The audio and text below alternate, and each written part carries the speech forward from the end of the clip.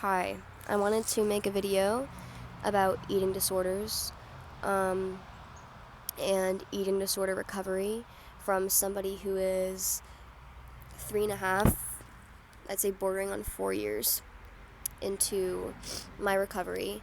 I would consider myself recovered, if you think that's even possible. I think it's hard to tell when you're recovered. Um, but I'm painting my nails and I have my notes. I also have a cold, so I'm probably going to be sniffling a lot. So if you cannot stand the sound of sniffling, I would click off. Um, this video is going to be really minimally edited, if edited at all. Just because it's going to be a rant. I just wanted to talk about it. I think most of it is going to be about my recovery, and just reflecting on me as a person when I was in an active eating disorder at the height of my disorder, just versus me now that I've decentered my body from my life, and now that I'm not sick anymore, I guess. I'll start by saying that I am specifically talking about restrictive eating disorders. I'm not talking about binge eating disorders or even ARFID or anything like that. I'm talking about like anorexia, bulimia, specifically anorexia, because that's what I had and that's what my expertise is. I feel like I can talk about that and know what I'm talking about. And trigger warning for talking about food and anorexia and eating disorders and bodies and all of that stuff, obviously. But I just thought I'd put it out there. I just have a bunch of bullet points of things I could think of regarding eating disorders and mine. And the first thing I wrote down is kind of just like irritability. I think a lot of people skip over the fact that having an eating disorder changes your entire personality. I wouldn't compare it to I wouldn't compare it to, I don't know what I wouldn't compare it to. When I had an eating disorder, I was so angry at everybody around me. One of my best friends, she was my friend years before I developed an eating disorder and through it, and we're still like best friends. And afterwards, she's told me multiple times, like, you were annoying. You were really annoying when you had an eating disorder, and I was. All I talked about was just how horrible I felt all of the time. And from an outside perspective, it looks really silly because, the only person hurting me was me. I was the only person restricting myself from feeling good and eating food and being healthy. But I treated all of my friends and everyone around me like it was their fault. But for example, when I would be sitting at the lunch table and I would see someone else eat, I would be enraged by it. I would be like, you have no, like, how do you think I feel? Like, you guys are all so lucky. I always felt that way. I always felt like everyone else around me was so fortunate and so lucky that they could have something that I didn't have. I wanted that so badly, but I didn't want it enough to actually try recovering. I never ever tried recovering. My recovery, I can't even remember how it happened because it was a very slow process, and eventually I just realized that I wasn't counting calories anymore. I wasn't as bothered by how my pants fit anymore. I just wasn't bothered by a lot of things that defined my life like a few months back, and since then I've been focusing on recovering, and I feel like I am recovered. Um, I'm still a little bit confused about my own definition of recovery. Recovered, my own definition of recovered. Um, because I hate to say this, but I don't know if you can never be fully recovered. And that's coming from someone who's only, 3.5 or 4 years in. I had an eating disorder for 2 years. And I don't know. I don't really know what it looks like 10 years in, 15 years in. Do you still body check yourself in the mirror? Like, how do you feel about your morning skinny? Like, things like that. Do those things remind you of, your eating disorder, or do you still have thoughts about it even? Because I think you'll always have thoughts about it. That's my assumption. Someone's mowing their lawn. I hope it's not too loud. Um, but yeah, I think that one thing that people gloss over all of the time is how annoying you are. And that sucks to say because obviously you're sick, right? But you become annoying and irritable, and it's hard to have relationships with people. And having relationships with people who aren't sick, don't have an eating disorder, but even having relationships with people who do, I wrote that down. I wrote can't befriend others who have ED because it's so competitive. I remember I had one friend who had an eating disorder, and the way our conversations would go, let me enact it. I'd say something like, I didn't eat breakfast today. I didn't eat anything today. All I had this morning was a glass of water. And they'd say, yesterday I went to a birthday party and I didn't eat any of the cake. I just couldn't do it. And then I'd say, oh yeah, I haven't eaten cake in 2 years. And then they'd say, I haven't eaten anything with sugar in it for 2 years. And you just go back and forth, and it's so enabling. It's so competitive. The whole point of an eating disorder is that it's so competitive.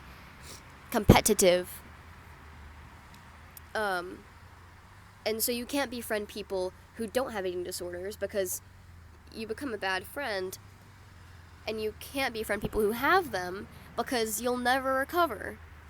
You just enable each other. It's not real friendship. I mean, I guess it could be. I don't want to throw an umbrella over it. I guess it could be, but I think most times it's not. At least for me, it wasn't. What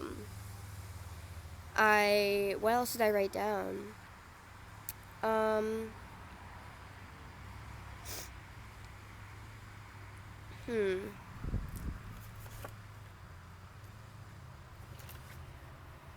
Let me think. What triggers me? 3, 4 years in?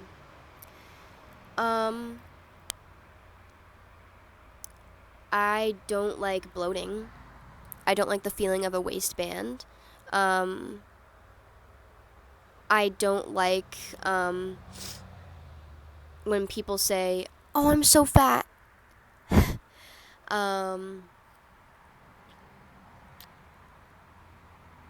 I still have a habit of body checking. That's not a trigger, but that's something that I do. I still have a habit of body checking myself all of the time, even though I've decentered calorie checking and limiting my food. I don't do those things anymore. I'm not sick anymore, but I still have those kinds of thoughts, and I do those things. And it's gotten better. I'd say this time last year, I was pretty bad about body checking. I would do it every day, multiple times a day, and I still consider myself fully, mostly recovered. And so that's why my perspective keeps changing, because I think this time next year I'm probably going to look back at this and reflect on how I am now and think wow, she still had a lot of work to do. But right now, I'm feeling pretty proud of myself. Um, but I do all of those things.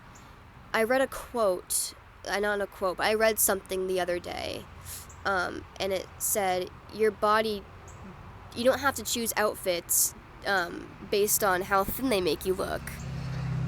And that really made me think, because something that I do, and I didn't even know I was doing it, is whenever I choose an outfit, I turn to the side and I look at my stomach, right? And if I notice that it's not completely flat like a board, if I notice that, I am suddenly, I'm like, something's wrong about this outfit. I I don't like it. I can't wear this and I have to take it off. And that's, I wear a lot of sweaters, and I position them in a way that where it covers my stomach, right? And I think that this is very common. I think that like so many people do this, especially women do this. But it's different when you've had an eating disorder, and when there was a time where your entire life was centered around that, like how flat your stomach could be, how thin your arms and legs could be.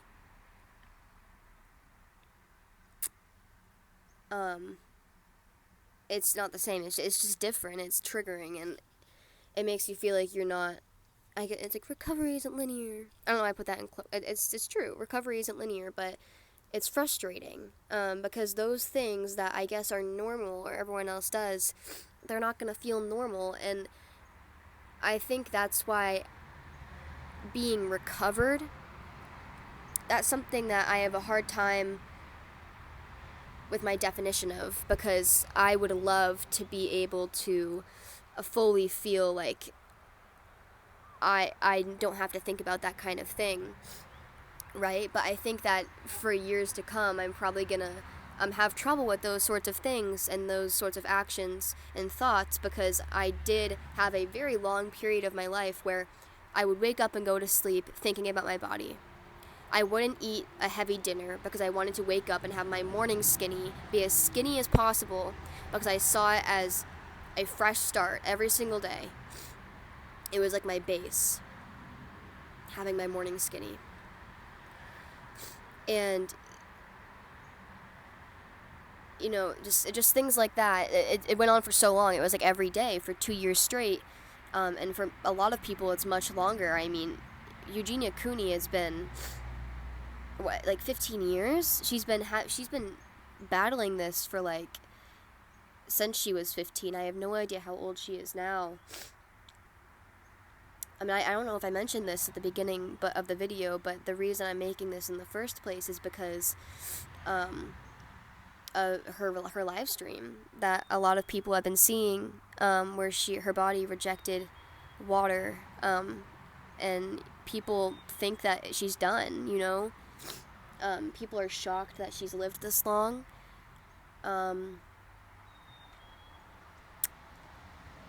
And yeah, it just made me reflect a lot, because a lot of people get to that point. A lot of, I mean, I think it's definitely shocking how long she's been sick, and how long she's been able to hold on physically, the way this has affected her. But I'm grateful every day that I was able to recover, and I don't have many.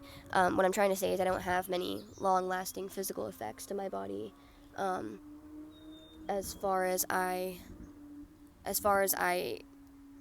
can see. I feel like everyone has a little bit of anemia, a little bit of some gut issues. Your hair falling out, that's big. Some weird weight distribution, like in the arms, and in like your thighs. I feel like you get a little lumpy, a little weird, but then it all evens out.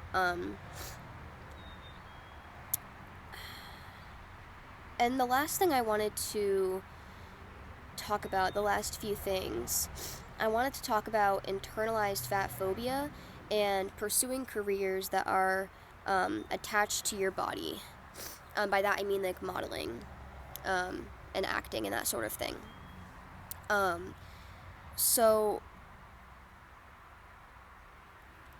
I think that one of the biggest arguments I've seen about eating disorders and towards people who have eating disorders is that a lot of it is based in internalized fat phobia. And I remember that was very offensive to me because I didn't want to be associated as someone who is fat phobic because, I mean, it's nasty. Like, I was very offended that I could ever be associated with that kind of behavior or that kind of mindset. And the argument against that that people like to use is that, you know, eating disorders are about control. It's a control thing. It's less about the body and more about control. And that is true. I think that a big chunk of my eating disorder was based in control and wanting something that I can control. That was a lot of what mine was based in. But also, it was about being thin. Body checking, counting calories, it was always about being thin. I wanted to stay thin because I could control that. But I wanted to be thin. And it was rooted in fat phobia. It wasn't because I was looking at fat people and being like, oh, that could never be me. I can't ever let that be me. It wasn't like that was actively something that I was doing. But I was only looking at thin bodies and going, oh, that I wish that was me. And I've always been a very petite person. Like, I've always been very small. And looking back, I had the bodies that I was looking at, if not thinner. I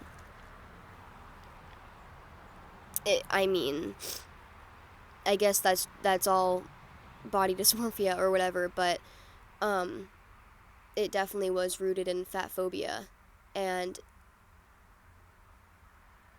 I think that when you recover, one thing I found with recovering, that quote, it's like the way we perceive others is a reflection of how we perceive ourselves. I think that has been the truest thing throughout my entire recovery and kind of throughout like the last few years of my life. I've noticed a lot of the ways I looked at people before have completely changed. For example, the more I recovered from my eating disorder, the less I would look at other people's bodies. I wouldn't, body check someone right after meeting them. I didn't compare myself to my friends' bodies or other people's bodies nearly as much as I did before. And now I don't. I don't think about people's bodies at all. Not only that, but I guess I don't want to use the word accepting of other people's bodies, but I am accepting of other people's bodies. I don't have any thoughts or a scale regarding people's bodies anymore like I did before. And unrelated to eating disorders, but it applies to all the other aspects of my life as well. Like, the more that I accept myself and who I am, the more I accept others for who they are, even if I don't have the same interests as them. Like, things that I found stupid and cringy before, I may still find them cringy, but like, I don't judge people anymore. Really. Like, I really minimally judge people. And I've had to really cut off some people who are very judgmental because it doesn't really align with my mindset anymore and my instinct.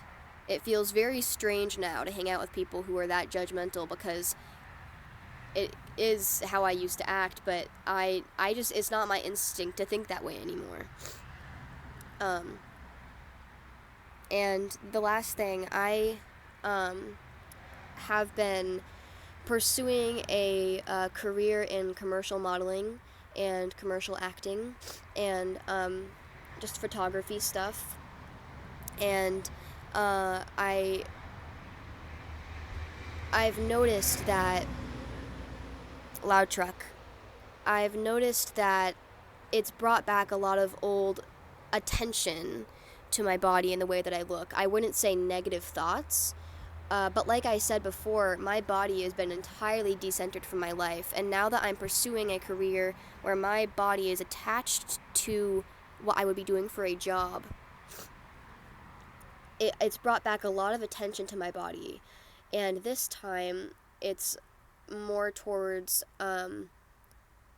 working out, exercising, maintaining a fit body, a body that does not fluctuate. Um, and I'm glad I'm making this video because hopefully in the next 5 years, 5 or 10 years, I'll be, immersed in this career, and I'll have, done a lot of work, and I'll feel successful in the field, and I can look back at this video and I guess reflect on how I feel now. And I feel a little bit worried about pursuing a career in modeling and having to maintain a fit physique, and I am a little bit worried about how I'm going to go about that, and I guess if I'm ready to do that. It brings up thoughts like, can I be a good model? Can I succeed at this if my body fluctuates? There's a big plane. It's so loud. But I guess, yeah, a question for me in the future is, how much do you think about your body now in this career? If you are even doing this career, how much do you think about your body on a daily basis? Do you eat things that make you feel good? Like, I hope I'm not eating just salad or, a bunch of gross stuff to stay thin. Do I exercise weekly? Do I have like an exercise plan? Because that's something I never thought I'd be able to have. Are we still like recovered in recovery? These are the questions that I have going into a career like this, where I'll have to center my body in my life again. And instead of seeing it as something that I may not be ready to do, I'm trying to embrace it as a part of my recovery and healing journey. I think it's definitely going to be difficult, but I think that it's something that I can do, and that will be good for me, because I think that being unhealthily thin, it's not gonna be good for me either. If I ever try to fall back into that mindset, that would also not be very successful for me. So I think this path is going to be good for me to stay healthy, not even stay fit. I just want to stay healthy, and I want to stay happy, and I want to have a good relationship with myself and with good food. I want to eat well. I want to eat a lot, and yeah, I really hope that I look back at this video next year and then the year after that, and think to myself, like, wow, I've improved a lot since then, because honestly, right now, I feel really, really good, and just thinking about how it was, like, 3 years back is crazy, because I never thought I would be able to recover. I never tried to recover. It kind of just happened, and then I was able to take the reins from there and, steer myself towards recovery. But I hope that in the years to come, I'm able to look back at this and think, like, wow, I am already super, super recovered and super good. Thank you for watching this video of me talking about eating disorders. This might be like a disaster. It felt, I've been talking for like 25 minutes. I don't know how organized it is. I don't think I'm gonna edit it. But we will see. We will see. Thank you for watching.